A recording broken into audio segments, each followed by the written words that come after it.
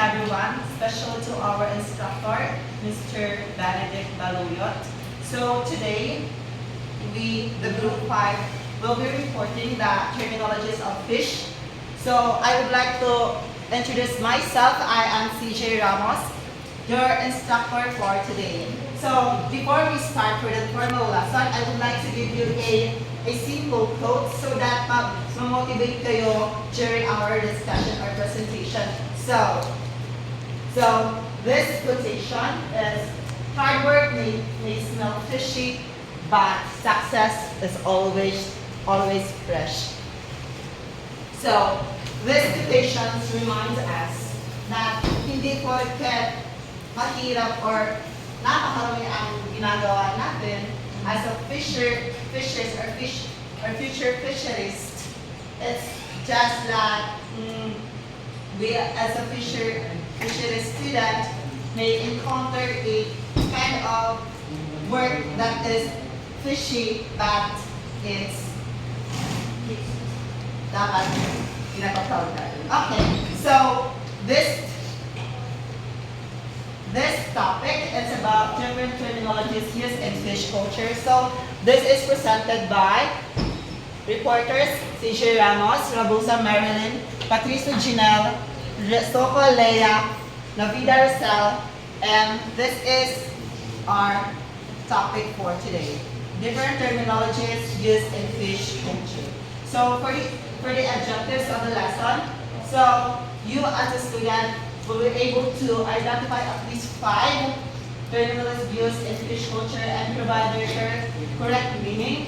Different fish terminology based on their characteristic and biological function, and last, apply the terminologies correctly through concept map or showing their relationships. So at the end of this lesson, you as a student will be able to acquire all this knowledge. So I hope you will be able to listen in my discussion so that kapag magkakaroon tayo ng simple interaction together with the students or your classmates is matasagot yung mga ano natin, yung mga quizzes or activities.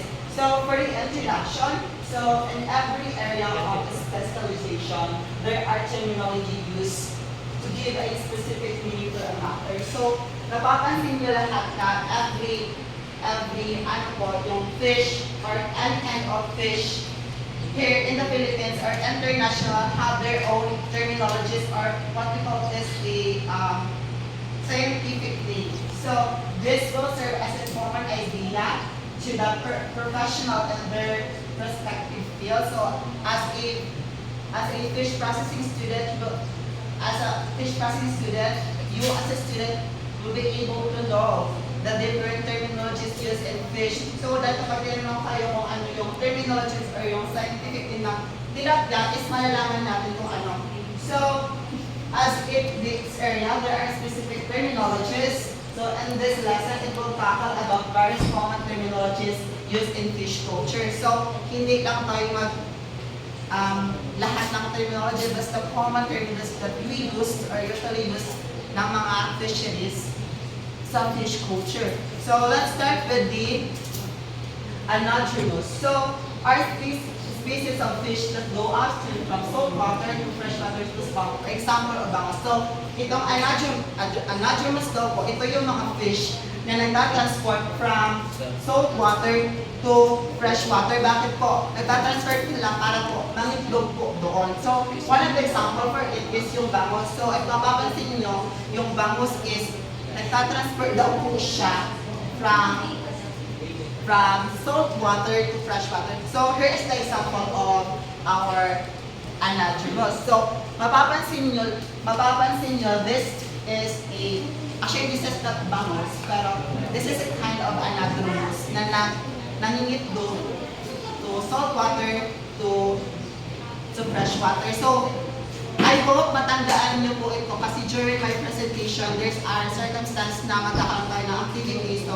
you will be able to define and what kind of terminologies is this. Okay? So tandaan niyo po ito. So that is what we call anadromous. So pinakauna po natin is anadromous. So next is the biomass. is the total weight of the animal in the given environment. So, when we say biomass po, ito po yung total weight. For example, kapag nag-ano ka ng fisheries, so, kailangan mo malaman yung population or yung kalidad or kailangan ng mapakain yung mga isda. So, that is what we call biomass. That is the total weight of the animal in the given environment. So, tandaan niyo po, kapag umpong-umpong yung mga lahat ng mga isda, that is what we call biomass. Alright? Yes. Next is our species of fish feed on their own kind. So, next is the carnivorous. Are species of fish that fed on other animals. What do you call by that? Can anyone raise a hand and give it to me the own definition of carnivorous? Yes? Yes?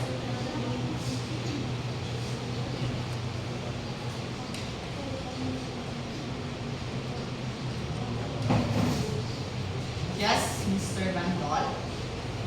So, carnivores are species of fish that feed on the other animals. So, yung ibang meaning ng carnivores is, ang kinakain nila is parang same ano lang nila, same species, not plants, not feeds, but flesh or fresh fish. Thank you so much, Mr. Bandol. So, next is carnivorous. So, our species of fish that go down from freshwater to saltwater. Example is eels. So, ito daw yung mga species na galing sa freshwater to saltwater. So, here an example of it. Ito ang catadromous. Tandaan nyo, this is catadromous. Next is the competition. So, it's the rivalry for food, space, or oxygen inside the fish pond. So, from the word itself, competition, pakikilaban sa ibang business. So, that is what we call competition. So, next is endemic or indigenous. From the word itself, indigenous is native to the locality. Alam naman natin ano yung ibig sabihin ng indigenous, di ba? Yes, Raven, would you like to explain it to us? What kind of indigenous is it? So, for yung endemic or indigenous, yun lang po yung nakikita or native sa atin. Katulad po ng tabios na nakikita lang po sa lake. Thank you so much, Ms. Raven. So, that is correct. So, next is the endemic or indigenous. So, when we say it's a native to the locality. So, when we say indigenous, what do you mean by that? Can someone explain and share to us your own opinion about indigenous? Yes, Ms. Chaba, would you like to explain it to us? Indigenous po is the species na nanirahan lang sa isang part ng dagat. So that is correct. So sabi nga ni Ms. Chaba, ito yung species na naninirahan lang sa isang area. So that is indigenous. So next is the exotic or indigenous is introduced by the other countries. So itong exotic daw po is na-introduce siya from other countries. So hindi siya originated in our country. So exotic, from the word itself, exotic is pag sinabing exotic, so that is correct. So here's an example of exotic or indigenous fish. So here it is. So next is fecundity. It's the number of the eggs laid by a female fish in one spawning. So from sabi dito, yung fecundity is the number of eggs laid by the female fish in one spawn. Ibig sabihin, ito yung pangingindog ng babae isda. So, here's the example of fecundity. Here it is. Tandaan niyo po yung mga pictures na binibigay ko, pinapakita ko sa inyo. Kasi during my presentation, I will give you a simple, a quiz or active participation so that hindi lang yung taos-taon na nagsasalita, kundi po kayo din. So, very ready po. Okay, everyone. So, next is the food chain. I know that a lot of you are familiar with this. So, but I will give you an example or, I mean, I will give the definition of food chain in our report. So, it's the layer of the relationship of undergoing the process of eating and being eaten. So, if mapapansin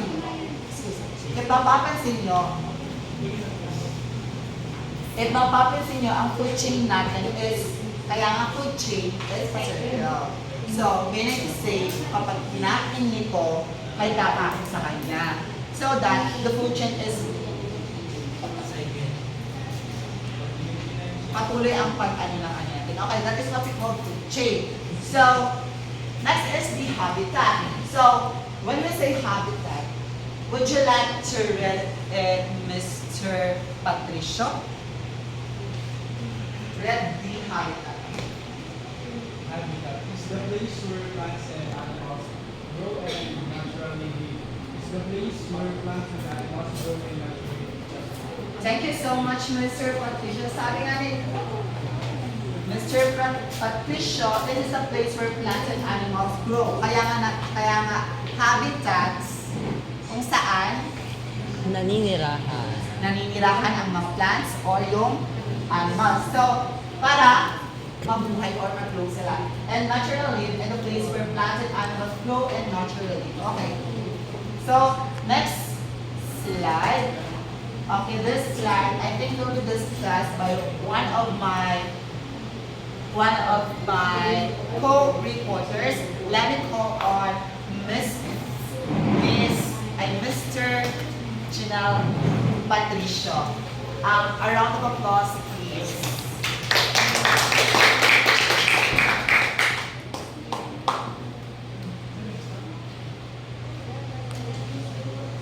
Good morning, everyone. Herbivorous are species of fish that feed on plants and vegetables.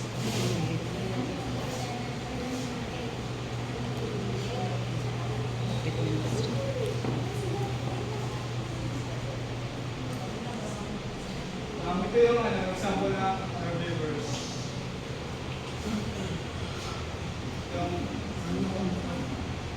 Ito yung mga fish na kumakain ng plants and vegetables.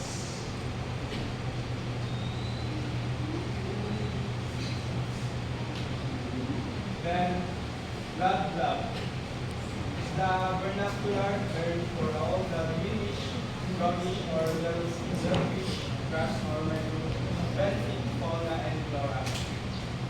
And then, ito yung example ng blood.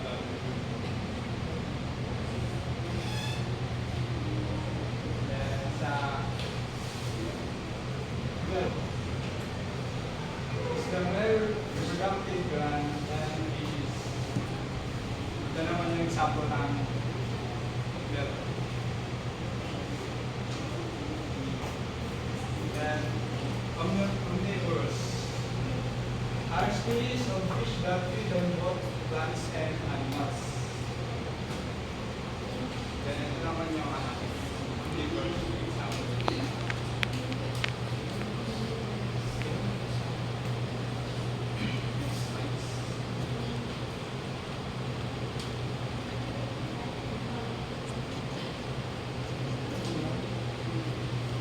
Salamat po. Thank you. So our next presenters, let me call on Ms. Tilaya Resoho to discuss the conclusion of our topic. So, in conclusion, as Rega's specialized language of fish farming is crucial for effective communication, proper practices, and sustained success in aquaculture. From the life cycles of fish, including anadromous and catadromous species, to the management of their environment, salinity and temperature and nutrition, food chain, and plankton, each concept holds its significance Utilizing this shared language, experts and having spent collaborating to enhance sustainability and productivity in fish farming. Keep in mind, the same litigants might have exchanged although that achievement is always by free. So, thank you so much, Ms. Laila Rizoko. So, this presentation, I hope you learned something, the different terminologies of fish culture, including the anadromous channel.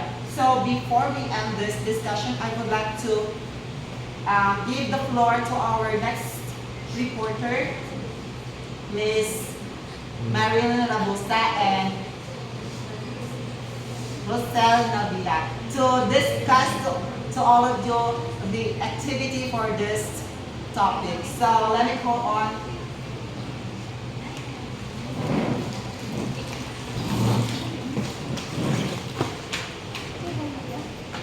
Okay, good morning everyone. Nakikinig pa po ba ang lahat? Yes. Sino po gusto ng snack? Ako. Yes. Nakinig po ba kayo kay Teacher TJ? Yes. Nakinig kay Teacher TJ? Hindi po kayo makakakuha ng okay snack. So, ang gagawin po nating activities, nakabase lang po ito sa mga binigay ni Teacher CJ na definitions na or terminologies of fish. I have here an educational, ano nakikita nyo? Educational bingo card. So, para naman mas kakaiba, maglalaro tayo ngayon ng bingo. Pero, syempre, hindi tayo maglalabas ng pera dito. So, ang instruction dito ay first 3 student na makakakomplete ng row ng 3 terminologies. Ito siya. Makakakomplete ng row ng 3 terminologies na ibibigay ko yung definition. Halimbawa, yung competition niya, binigay ko yung definition, mayroon siya. Kasi iba-iba kasi yung dyan, nakalagay. Maglalagay lang siya dito ng number 1. Tapos sunod niya, nagbanggit ko naman yung definition ng laglag, number 2. Pag nabanggit ko ulit yung andromous, ibig sabihin niyan, sisigaw ka na ng bingo! Kasi ikaw yung unang mananalo ng pa-prize natin. Palakpak. Maniwala po ba? Yes! Maniwala po ba? Yes! Okay, teacher, basta makibigay na yung bingo card. Ikaw kaya? Oh, walang taya dito.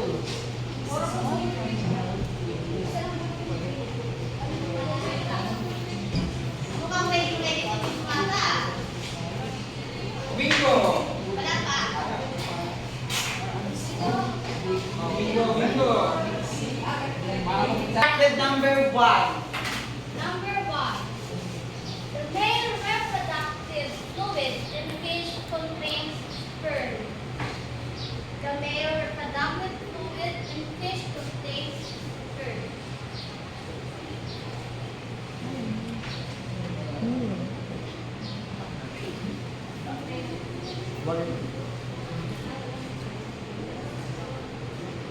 Number 2, fish that live in the sea but migrate to fresh water to spawn.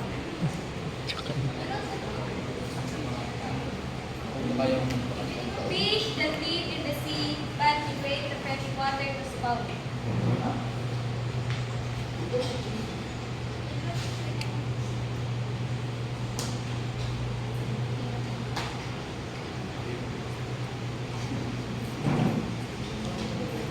So, number 3. The natural place where the fish live, such as ponds, rivers, lakes, or seas.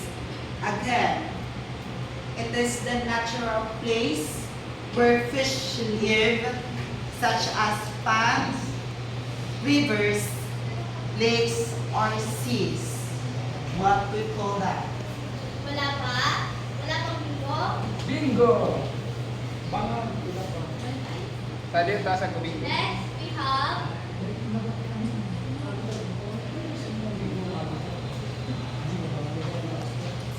fish that eat only plants or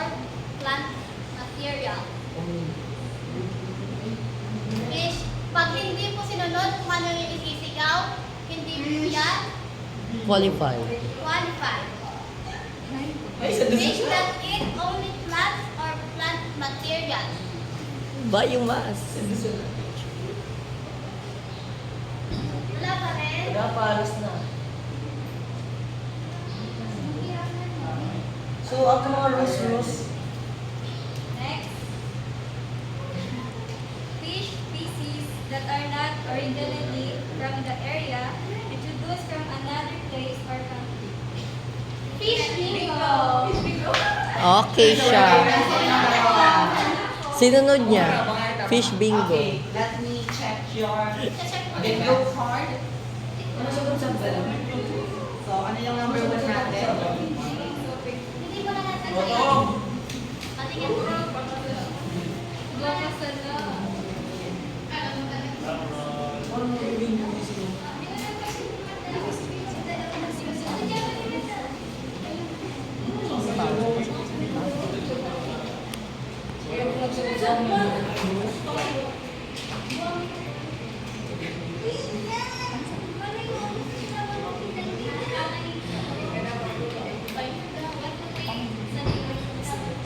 Okay, Miss Mata and Irina.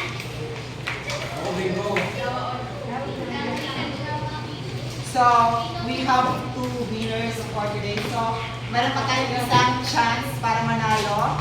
1, Elioni, 1, Chocomus. So, next question. So, it is a sequence that shows how energy passes from organism to another. Again, a sequence that shows how energy passes from one organism to another.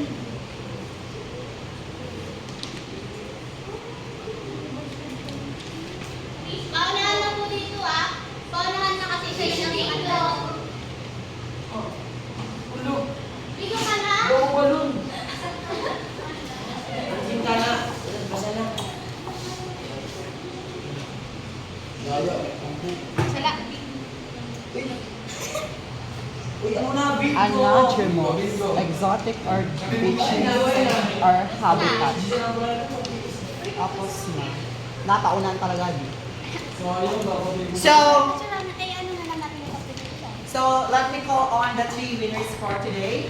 Miss Raven Mata, Miss Anna Jumila, and Miss Maria Victoria. So please, you're here in front. Ito yung prize mo. For your... Ulit yung naitaw ko siya yung mga tipo. Bali, akin sana.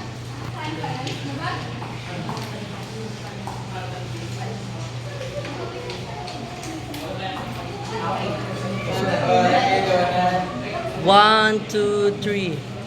1, 2, 3. So before we end this presentation, I would like to commend everybody for your active participation for our discussion. So let me call on again our reporters for today. We're starting with Shidel Patricio, Lea Lisoco, Rosel Navida, and Marino Rabusa. Thank you